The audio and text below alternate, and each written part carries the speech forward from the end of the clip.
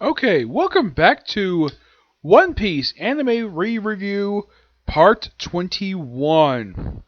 This one covering the next filler arc of the series, Ice Hunter.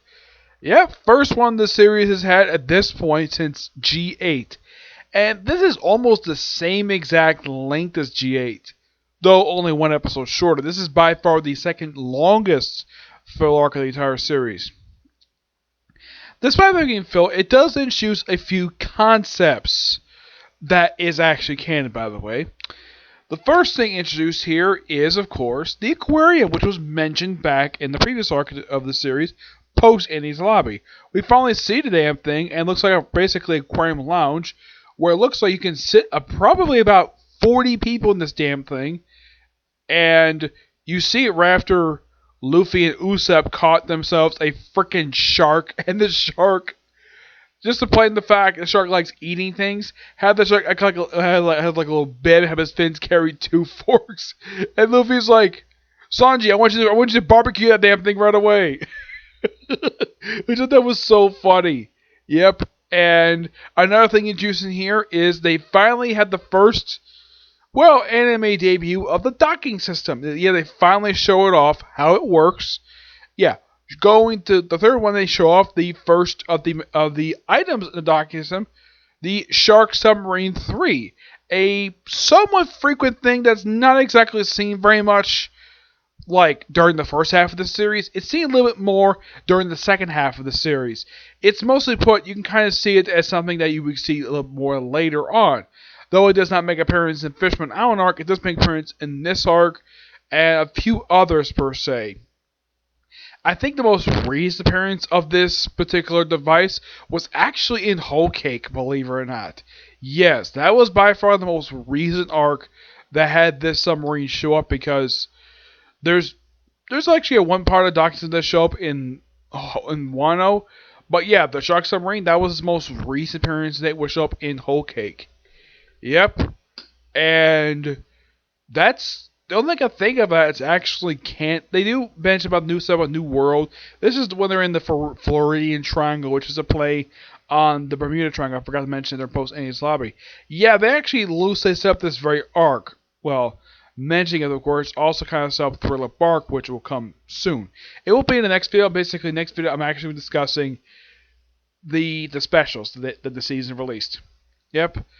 The story for this one is that the Straw has come across a ship where it's the ship of the Phoenix Pirates. Yes, pirates who only appear in this very story arc. And the main villains is the Apache family, a group, basically a family of bounty hunters, comprised of, I think it's about 3 sons, 2 daughters. The first 2 sons happen to be freaking twins, and the guy's son-in-law, who just happened married to the eldest daughter. Yep. And the father is a Dev Fruit user, believe it or not. Yep. He ate the heat fruit. He's a heat man. And he's overweight, and his voice sound... I don't know who his voice actor is, but the way that the performance is, and is mildly his appearance, reminds me personally of somebody I know who used to go to my church. But he wasn't this big. No, he was not this big. But his personality somewhat reminds me of him. But I don't think Oda purposely created this character based upon him, per se. It's just that that's just, for me personally, what this character reminds me of. He's basically a Don. That's referring to Don Apache. Yeah. And who fights who in this particular arc? Well, the eldest son, Luffy, fights along with basically the twin brother, who they wear similar outfits. Yeah, this reminds me a lot of the red and blue Superman stuff from the 90s. Yeah, that's what this reminds me of. The only difference is that these are not basically separate 2 people. These are actual twins who just basically have magnetic powers. Then there's also the third son, who is a hockey player. Yes, he seems like basically a bored teenager, and his opponents are Frankie and Nami, believe it or not. Yep. And what about Usopp and Sanji? They fight a ice skating couple. Yep, one of them happens to be the Don's daughter. And the other guy happens to be his son-in-law. And when Sanjay sees her, he's like, I challenge you to a duel for the love of this woman. And Nami's like, don't do that. Yeah, he's like very conflicted about this, the whole arc. And what about Chopper? Does he have an opponent? Not necessarily. He doesn't really have one this arc, which is kind of surprising.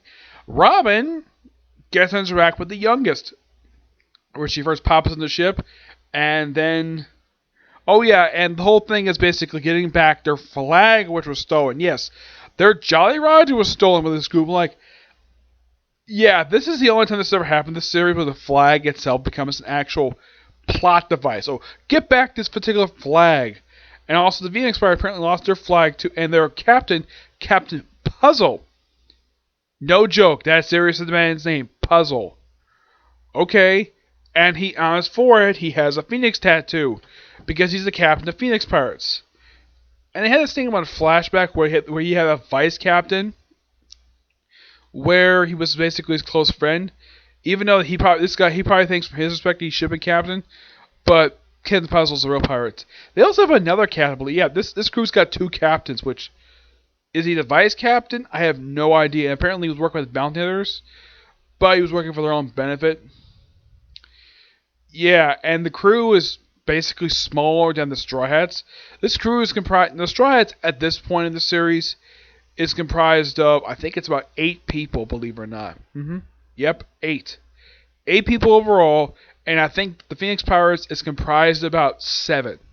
Yep, 7 people. And... yeah, a lot of this arc is just fighting the children... And oh yeah, and what about, almost forgot, Zoro. He gets lost. Oh yeah, when they tried to do the coup de burst, apparently they took time to have a bird go steal the Jolly Roger. Yeah, and by the way, they have 2 flags. Why are they with one missing flag? This makes no freaking sense at all. I mean, normally pirate ships they got 1 flag, but Thousand Sunny has got 2 flags. And they want to fight over the other flag got missing. Okay. Yeah, Zoro... because the guy's got poor sense of direction, just by sheer coincidence, just happens to come across the main bad guy of this arc just because he got freaking lost. And he decides to have a drink with him. Oh yeah, and throughout most of this entire arc, the Don is simply lying on his side, drinking wine. That's what he does almost this entire arc, until like the last few episodes of it. Yep, and when he gets angry, he apparently melts of it. You don't think he's seen melting? He's seen melting 2 wine glasses and an umbrella. Yep, an umbrella. Yep. Eventually, after 2 episodes, yeah, Luffy fights this guy for 2 straight episodes, and it takes Luffy to go to Gear 2 to finally beat it because he tries multiple ways to hit him, but keeps burning his hands and feet.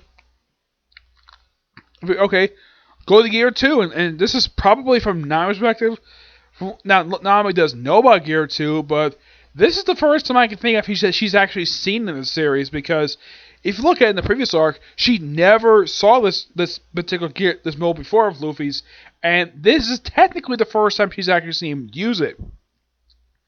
Because that's a strange thing when it comes to people, and let's say the Straw Hats, and seeing Luffy go to his big humongous modes.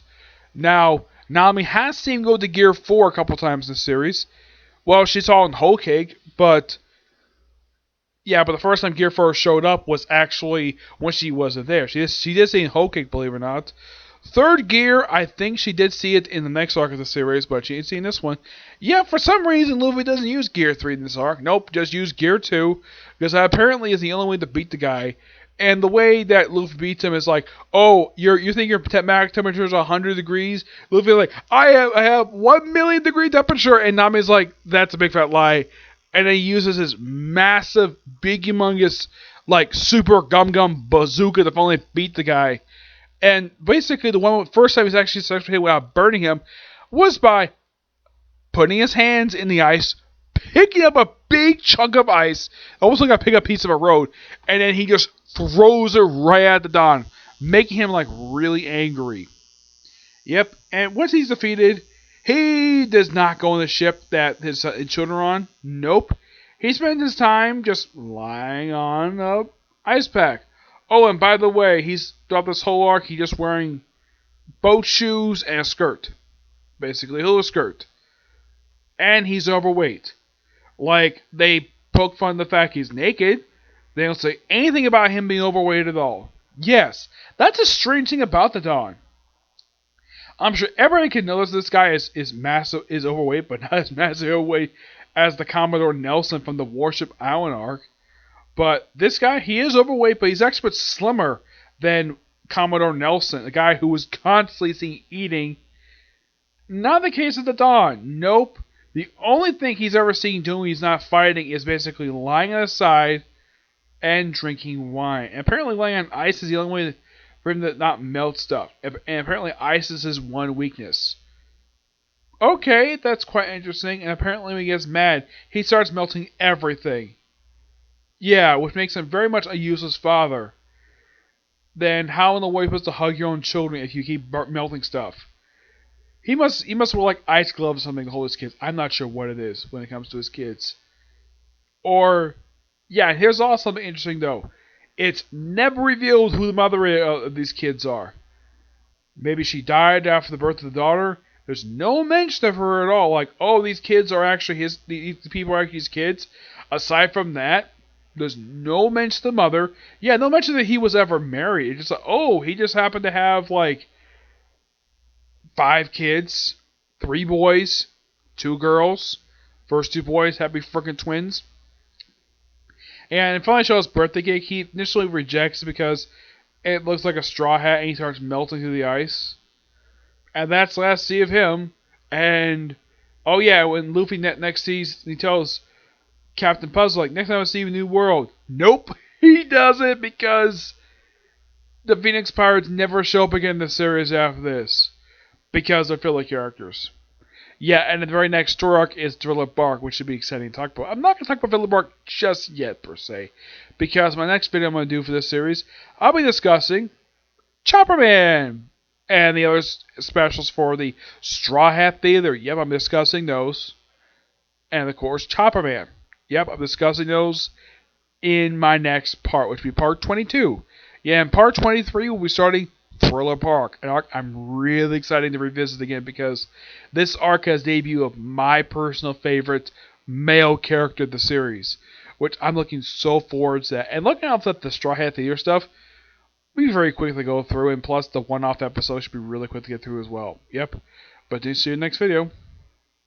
Bye.